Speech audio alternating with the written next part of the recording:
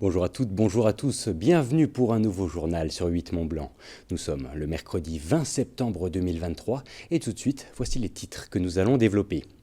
150 facteurs sont recherchés en Haute-Savoie. Afin de garnir ses rangs, la Poste joue la carte des privilèges.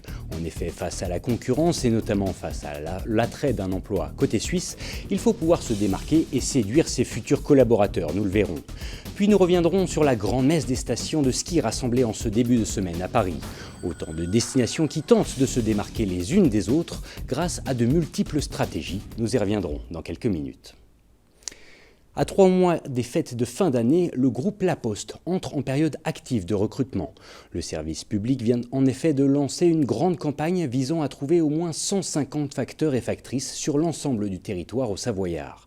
Et pour tenter de trouver ces futurs recrues, La Poste met en avant toute une série d'avantages. Sébastien Germain s'est rendu à Thonon-les-Bains où ce plan de recrutement a été présenté à la presse. Reportage. C'est l'heure de la tournée pour Émilie Lelon, factrice à Thonon-les-Bains depuis maintenant 5 ans.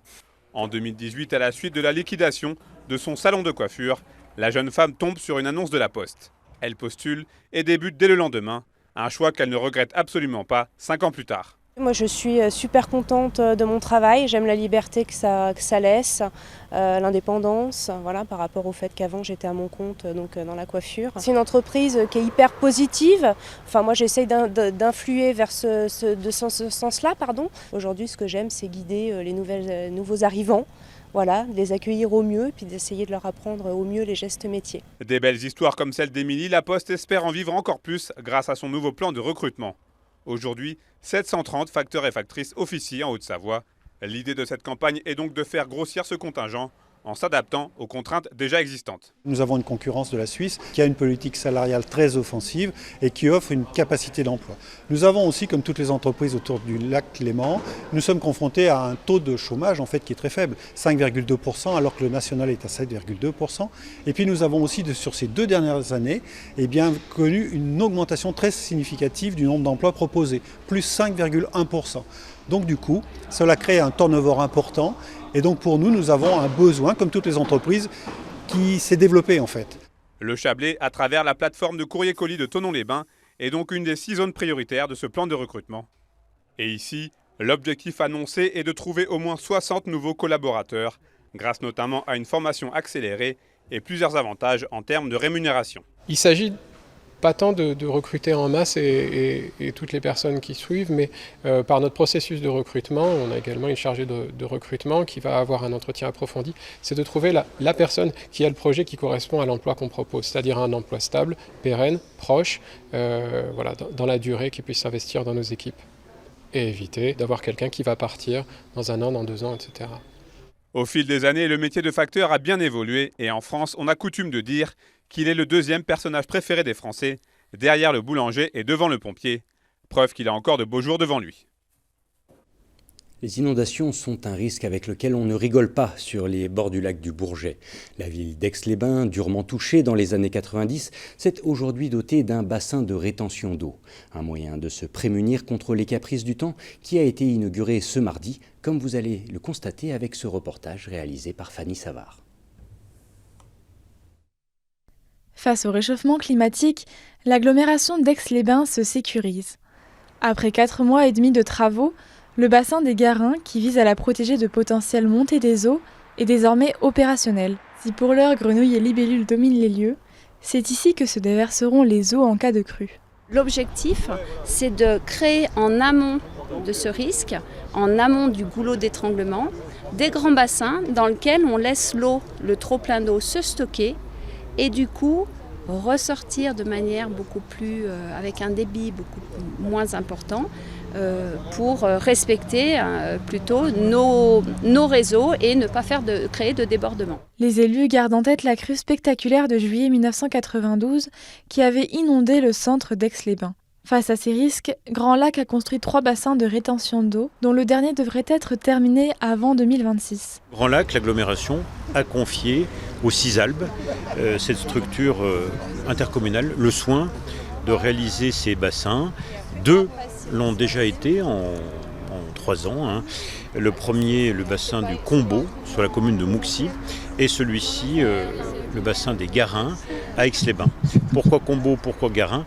Eh bien parce que ce sont des rivières, enfin même des ruisseaux, qui sont anodins. Actuellement, il y en a un derrière nous, dans cette petite forêt charmante, mais qui, lors d'intempéries, grossissent énormément et descendent la pente. D'une capacité de stockage initiale de 5000 m3, le bassin des Garins, construit suite aux inondations de 1992, a été agrandi pour atteindre 9000 m3.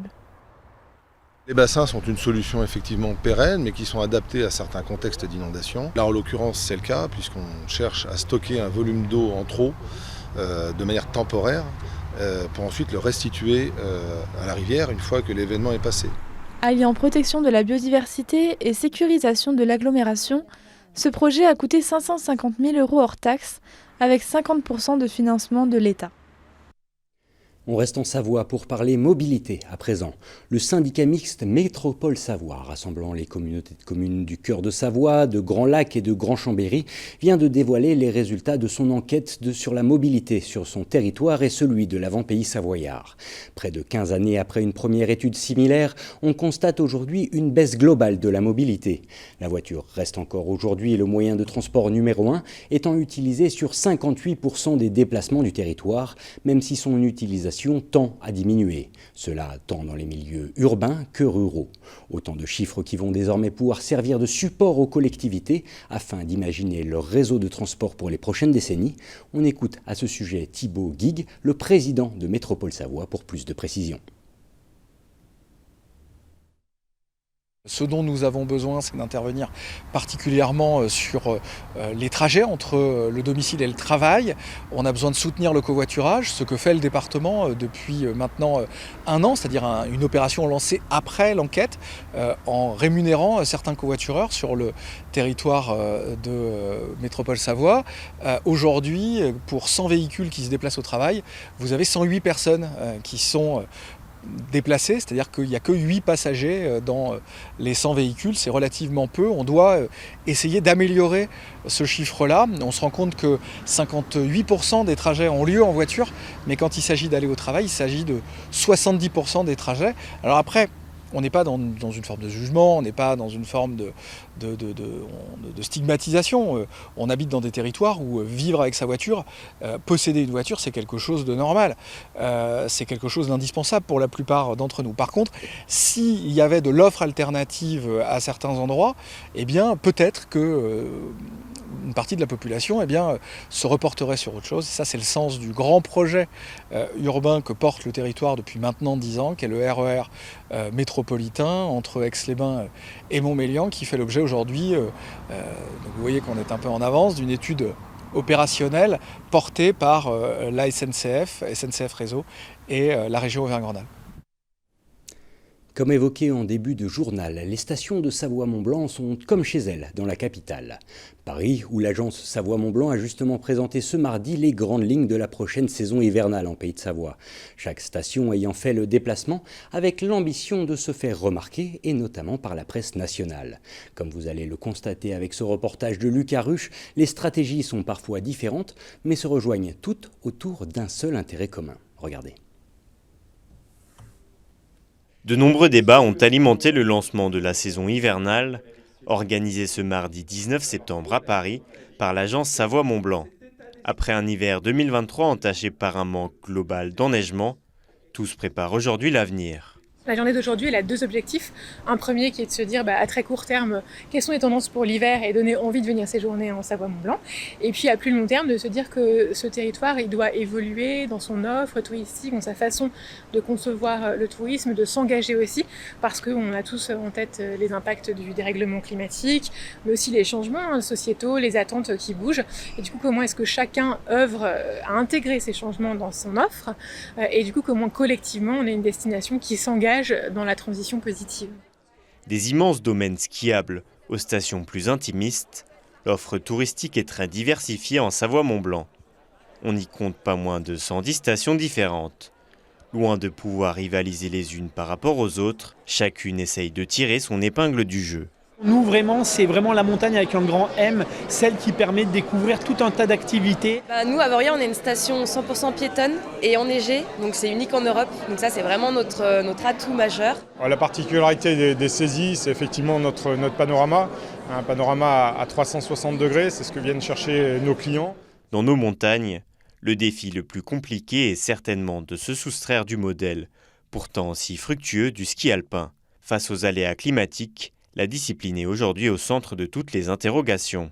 Une fuite en avant technologique pour garantir à tout prix, par exemple, de la neige, ce n'est pas une solution qui sera acceptable par la population. On voit les différents mouvements, les différentes contestations qu'il peut y avoir. Nous, ce qu'on pense, c'est que l'industrie du tourisme, le secteur du tourisme hivernal a été un élan incroyable pour les vallées, pour garder de la vie en montagne. Prenons-le comme ça, c'est un outil qui a fonctionné pour les 50 dernières années, il ne fonctionnera pas pour les 50 prochaines années. Qu'est-ce qu'on fait à partir de ce constat-là? Comment est-ce qu'on utilise les ressources actuelles pour prévoir la suite, en se disant que tout ce qu'on a dans la montagne, c'est déjà bien suffisant, et voyons ce qu'on arrive à inventer pour la suite.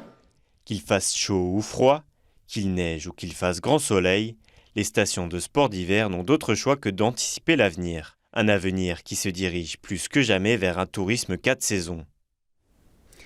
Et nous voilà déjà arrivés au terme de ce journal. Merci à toute l'équipe.